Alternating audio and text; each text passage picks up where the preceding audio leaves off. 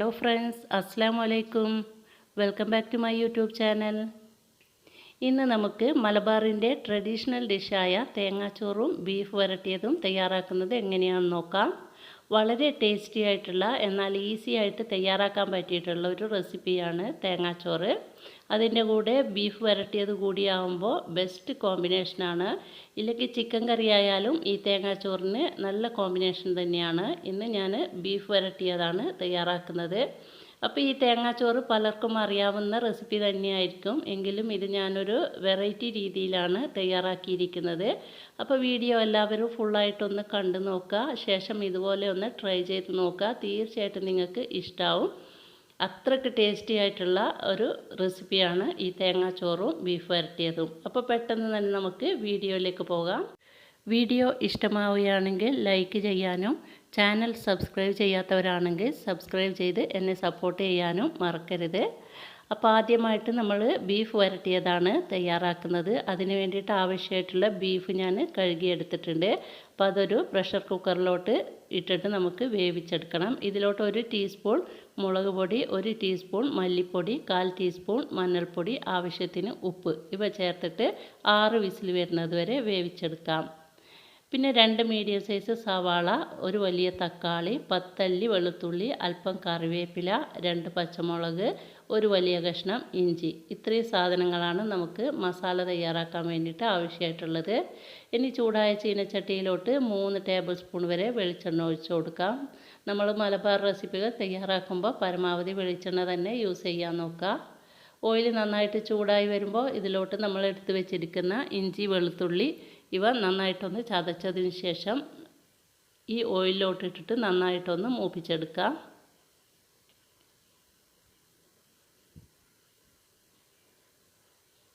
ഇത് നന്നായിട്ട് മൂത്ത് വരുമ്പോൾ നല്ലൊരു സ്മെല്ലൊക്കെ ഉണ്ടാവും. ആ ടൈമിൽ നമുക്ക് കട്ട് ചെയ്ത് വെച്ചിരിക്കുന്ന പച്ചമുളകും അതുപോലെ കറിവേപ്പിലയും ഇതിലോട്ട് ആഡ് ചെയ്യാം. നമ്മൾ ഇതിലോട്ട് ചില്ലി പൗഡർ ആഡ് ചെയ്യുന്നത് കൊണ്ടാണ് പച്ചമുളക് കുറച്ചെടുത്തിരിക്കുന്നത്. ഇവിടെ എരിവ് കുറച്ചിട്ടേ ആവശ്യമുള്ളൂ. അതുകൊണ്ട് എരിവൊക്കെ നിങ്ങളുടെ ഇഷ്ടത്തിനനുസരിച്ചിട്ട് കൂട്ടുകയും കുറയ്ക്കുകയും ചെയ്യാം. ഇനി ഇത് നന്നായിട്ട് മൂത്ത് വരുമ്പോൾ നമ്മൾ കട്ട് ചെയ്ത് വെച്ചിരിക്കുന്ന സവാള ഇതിലോട്ട് ആഡ് ചെയ്യാം.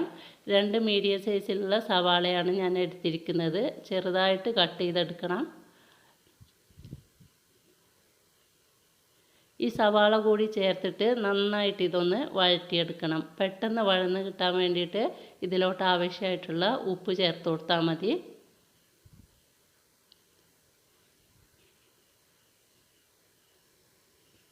അതിനുശേഷം നന്നായിട്ടൊന്ന് മിക്സ് ചെയ്തതിന് ശേഷം 2 മിനിറ്റ് നേരത്തേക്ക് നമുക്കിതൊന്ന് അടച്ചു വെക്കാം. അപ്പോൾ പെട്ടെന്ന് സവാളയൊക്കെ ഒതുങ്ങിക്കോളും. അപ്പോഴേക്കും നമ്മുടെ ബീഫ് നന്നായിട്ട് കുക്കായി വന്നിട്ടുണ്ട്. 6 വിസിൽ വന്നതിന് ശേഷം ഞാൻ കുക്കർ ഓപ്പൺ ചെയ്തിട്ടുണ്ട്. നന്നായിട്ട് കുക്കായിട്ടുണ്ട്. ഇനി ഇതൊന്ന് മിക്സ് ചെയ്തതിന് ശേഷം നമുക്ക് അടച്ചിട്ട് മാറ്റി വെക്കാം.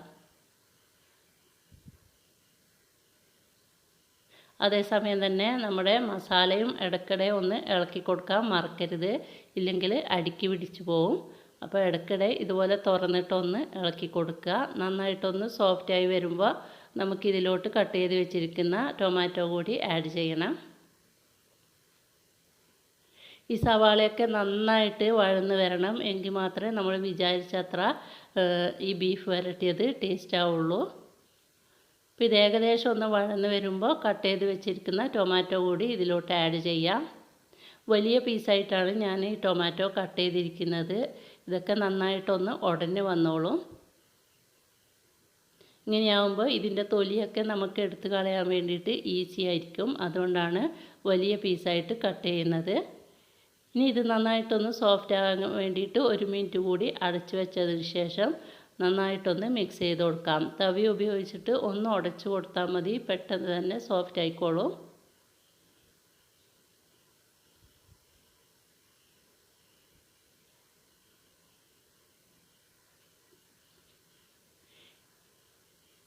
ശേഷം നമുക്ക് ഇതിലേക്ക് ആവശ്യമായിട്ടുള്ള മസാലപ്പൊടികൾ ചേർക്കാം.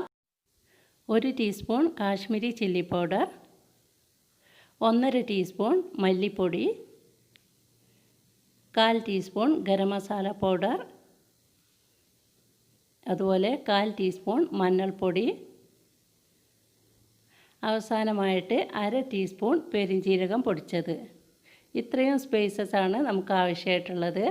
ഇനി ഇതിൻ്റെ പച്ചമണം മാറുന്നത് വരെ നന്നായിട്ടൊന്ന് യോജിപ്പിച്ച് കൊടുക്കാം.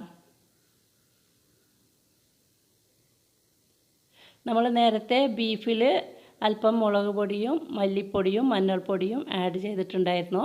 അപ്പോൾ മുളക് പൊടിയൊക്കെ നിങ്ങളുടെ എരിവിനനുസരിച്ചിട്ട് ചേർത്ത് കൊടുക്കാം. ഞാനിപ്പോൾ കാശ്മീരി ചില്ലിയാണ് ചേർത്തത്. ബീഫിൽ സാധാരണ മുളക് പൊടിയാണ് ചേർത്തത്. ഇനി ഇതിൻ്റെ പച്ചമണമൊക്കെ മാറുന്നത് വരെ 1 മിനിറ്റ് നേരം അടച്ചു വെച്ചതിന് ശേഷം നന്നായിട്ടൊന്നുകൂടി മിക്സ് ചെയ്ത് കൊടുക്കാം. ഇപ്പോൾ നല്ലൊരു സ്മെല്ലൊക്കെ വരുന്നുണ്ട്. ഈ ടൈമിൽ നമ്മൾ വേവിച്ച് വെച്ചിരിക്കുന്ന ബീഫ് അതിലുള്ള വെള്ളത്തോടു കൂടി തന്നെ ഇതിലോട്ട് ആഡ് ചെയ്യാം. വെള്ളം മാറ്റി വെക്കേണ്ട ആവശ്യമൊന്നുമില്ല. വെള്ളത്തോടു കൂടി തന്നെ ഇതിലോട്ട് ആഡ് ചെയ്യാം. ശേഷം നന്നായിട്ടൊന്ന് തിളപ്പിച്ചെടുത്താൽ മതി. അപ്പോഴേക്കും ഗ്രേവിയൊക്കെ നന്നായിട്ടൊന്ന് വറ്റി വന്നോളും. ഇതിലധികമായിട്ട് വെള്ളമൊന്നുമില്ല. നമ്മൾ കുറച്ചേ വെള്ളം ചേർത്തിട്ടുണ്ടായിരുന്നുള്ളൂ. അപ്പോൾ ഇത്രയും ഗ്രേവി നിങ്ങൾക്ക് ആവശ്യമുണ്ടെങ്കിൽ ഒന്ന് തിളക്കുമ്പോൾ തന്നെ ഫ്ലെയിം ഓഫ് ചെയ്യുക.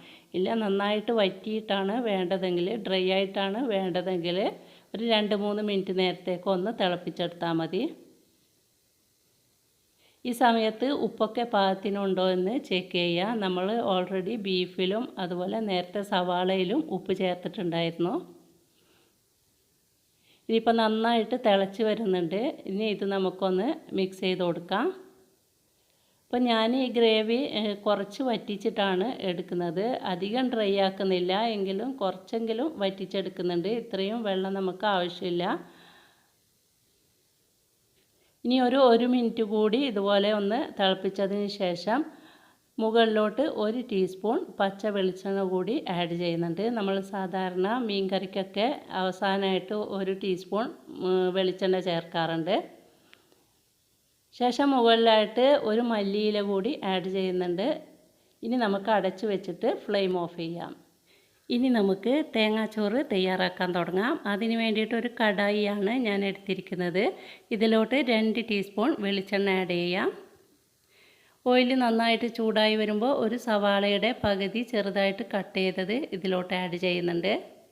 അതോടൊപ്പം തന്നെ ഒരു പച്ചമുളക് നീളത്തിലരിഞ്ഞതും, ഒരു വലിയ കഷ്ണം ഇഞ്ചി ചെറുതായിട്ട് കട്ട് ചെയ്തത്, അല്പം കറിവേപ്പില ഇതുകൂടി ചേർത്തിട്ട് നന്നായിട്ടൊന്ന് മൂപ്പിച്ചെടുക്കാം. അപ്പോൾ ഇത് ഞാൻ ഒരു വ്യത്യസ്തമായ രീതിയിലാണ് ഈ തേങ്ങാച്ചോറ് തയ്യാറാക്കുന്നത്. അതിനുശേഷം ഇതിലോട്ട് ഒരു ടൊമാറ്റോ കൂടി കട്ട് ചെയ്തിട്ട് ചേർത്ത് കൊടുക്കുന്നുണ്ട്. ഇനി നമുക്കതിലേക്ക് ആവശ്യമായിട്ടുള്ള തേങ്ങ ഒന്ന് തിരുമ്മിയെടുക്കണം. അതിന് വേണ്ടിയിട്ട് 1 കപ്പ് തേങ്ങയിൽ 1/2 ടീസ്പൂൺ മഞ്ഞൾപ്പൊടിയും 1/2 കപ്പ് വെള്ളവും ചേർത്തിട്ട് കൈവച്ചിട്ട് നന്നായിട്ടൊന്ന് തിരുമ്മിയെടുക്കാം. ഇതിൻ്റെ പാലൊക്കെ വരുന്ന രീതിയിൽ നന്നായിട്ട് കൈവച്ചിട്ട് തിരുമ്മിയെടുക്കുക. അതിനുശേഷം നമ്മൾ ഈ സവാളയിലോട്ട് ഈ കോക്കനട്ടിൻ്റെ മിക്സ് ഒന്ന് ഒഴിച്ചു കൊടുക്കാം. ഇത് നന്നായിട്ട് വഴന്ന് വരേണ്ട ആവശ്യമൊന്നുമില്ല. സവാള നന്നായിട്ട് വഴന്ന് വരേണ്ട ആവശ്യമില്ല. വെള്ളത്തിൽ കിടന്നിട്ട് നന്നായിട്ട് കുക്കായിക്കോളും. ശേഷം നമുക്ക് റൈസ് വേവിക്കാൻ ആവശ്യമായിട്ടുള്ള വെള്ളം കൂടി ഇതിലോട്ട് ആഡ് ചെയ്യാം. ഞാനിപ്പോൾ 1.5 കപ്പ് റൈസാണ് എടുത്തിരിക്കുന്നത്. അതിന് 3 കപ്പ് വെള്ളമാണ് ആഡ് ചെയ്യേണ്ടത്.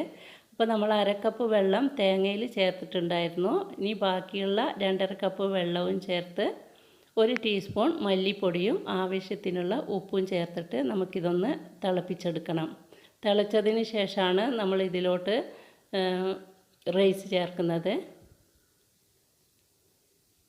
ഇപ്പം വെള്ളം നന്നായിട്ട് തിളച്ച് വന്നിട്ടുണ്ട്. ഇനി ഇതിലോട്ട് നമ്മൾ കഴുകി വെച്ചിരിക്കുന്ന റൈസ് ചേർത്ത് കൊടുക്കാം. 1.5 കപ്പ് റൈസാണ് ഞാൻ എടുത്തിരിക്കുന്നത്. 500 ഗ്രാമിൻ്റെ കപ്പിന് 1.5 കപ്പ് റൈസ് എടുത്തിട്ടുണ്ട്. അതിലോട്ട് 1.5 കപ്പ് റൈസിന് 3 കപ്പ് വെള്ളമാണ് നമ്മൾ ആഡ് ചെയ്തിട്ട് ഇരിക്കുന്നത്.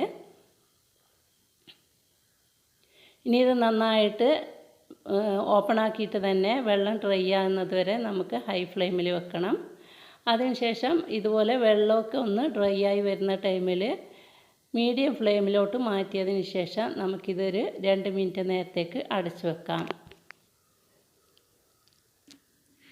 റൈസിൻ്റെ വേവിനനുസരിച്ചിട്ട് ഇടയ്ക്കിടെ തുറന്നിട്ട് ഒന്ന് മിക്സ് ചെയ്ത് കൊടുക്കാൻ മറക്കരുത്. അപ്പോൾ നമ്മൾ ഈ തേങ്ങാച്ചോറ് തയ്യാറാക്കുമ്പോൾ ഇതുപോലെ അടികട്ടിയുള്ള പാത്രത്തിലോ ഇല്ലെങ്കിൽ പ്രഷർ കുക്കറിലോ തയ്യാറാക്കുക. അതുപോലെ നമ്മൾ തേങ്ങാച്ചോറിന് റൈസ് എടുക്കുമ്പോൾ വേവ് കുറഞ്ഞ റൈസ് നോക്കിയിട്ട് എടുക്കുക. കുറുവ റൈസ്, മട്ട റൈസ് ഇതൊന്നും തേങ്ങാച്ചോറ് വെച്ചാൽ ശരിയാവില്ല. തേങ്ങാച്ചോറിന് വേണ്ടിയിട്ട് വേവ് കുറഞ്ഞ പുഴുങ്ങലരിയോ ഇല്ലെങ്കിൽ പച്ചരിയോ യൂസ് ചെയ്യാം. അതായിരിക്കും ഏറ്റവും നല്ലത്. ഇനി ഒരിക്കൽ കൂടി ഒന്ന് തിരിച്ചിട്ടതിന് ശേഷം നമുക്ക് തേങ്ങാച്ചോറ് മറ്റൊരു പാത്രത്തിലോട്ട് മാറ്റാം. ഇപ്പം നന്നായിട്ട് കുക്കായി വന്നിട്ടുണ്ട്. ഒന്ന് തിരിച്ചിട്ടതിന് ശേഷം നമുക്ക് ചൂടോടുകൂടി തന്നെ വേറൊരു പാത്രത്തിലോട്ട് മാറ്റാം. അപ്പോൾ ഇതുപോലെ നിങ്ങൾ ഇതുവരെ തേങ്ങാച്ചോറ് തയ്യാറാക്കിയിട്ടില്ലെങ്കിൽ ഒരിക്കലെങ്കിലും ഒന്ന് തയ്യാറാക്കി നോക്കിയിട്ട് ഇതിൻ്റെ ടേസ്റ്റ് ഒന്ന് തിരിച്ചറിയുക. കാരണം കറിയൊന്നും കഴിക്കാതെ ചോറ് കഴിക്കുന്ന കുഞ്ഞു മക്കൾക്കൊക്കെ ഇതുപോലെ തയ്യാറാക്കി കൊടുത്താൽ മതി. അപ്പോൾ കറി ഇല്ലെങ്കിലും പ്രശ്നമൊന്നുമില്ല. ഇതിൽ നമ്മൾ വെജിറ്റബിൾസൊക്കെ ആഡ് ചെയ്തത് കൊണ്ട് തന്നെ നല്ല ടേസ്റ്റ് ആയിരിക്കും കഴിക്കാൻ വേണ്ടിയിട്ട്. അങ്ങനെ നമ്മൾ ഈസിയും ടേസ്റ്റി ആയിട്ടുള്ള തേങ്ങാച്ചോറും ബീഫ് വരട്ടിയതും ഇവിടെ തയ്യാറായിട്ടുണ്ട്. ഇതുവരെ തയ്യാറാക്കാത്തവരുണ്ടെങ്കിൽ ഒന്ന് ട്രൈ ചെയ്ത് നോക്കുക. അതുപോലെ വീഡിയോ ഇഷ്ടമായിട്ടുണ്ടെങ്കിൽ ലൈക്ക് ചെയ്യുക. നിങ്ങളുടെ വിലയേറിയ അഭിപ്രായം താഴെ കമൻറ്റ് ബോക്സ് വഴി അറിയിക്കുക. കൂട്ടുകാർക്കും ഫാമിലിക്കൊക്കെ ഒന്ന് ഷെയർ ചെയ്ത് കൊടുക്കുക. ചാനൽ സബ്സ്ക്രൈബ് ചെയ്യാത്ത കൂട്ടുകാരാണെങ്കിൽ സബ്സ്ക്രൈബ് ചെയ്ത് എന്നെ സപ്പോർട്ട് ചെയ്യുക. തുടർന്നുള്ള വീഡിയോസിൻ്റെ നോട്ടിഫിക്കേഷനായിട്ട് ആ കുഞ്ഞു ബെൽ ബട്ടൺ എനേബിൾ ചെയ്ത ശേഷം മുകളിൽ കാണുന്ന ഓൾ എന്ന ഓപ്ഷൻ കൂടി ക്ലിക്ക് ചെയ്യുക. അപ്പോൾ ഇൻഷാ അല്ലാഹ് ഇനിയും വെറൈറ്റികളായിട്ടുള്ള റെസിപ്പികളുമായിട്ട് നമുക്ക് വീണ്ടും കാണാം. അതുവരെ എല്ലാവർക്കും താങ്ക്സ് ഫോർ വാച്ചിങ്.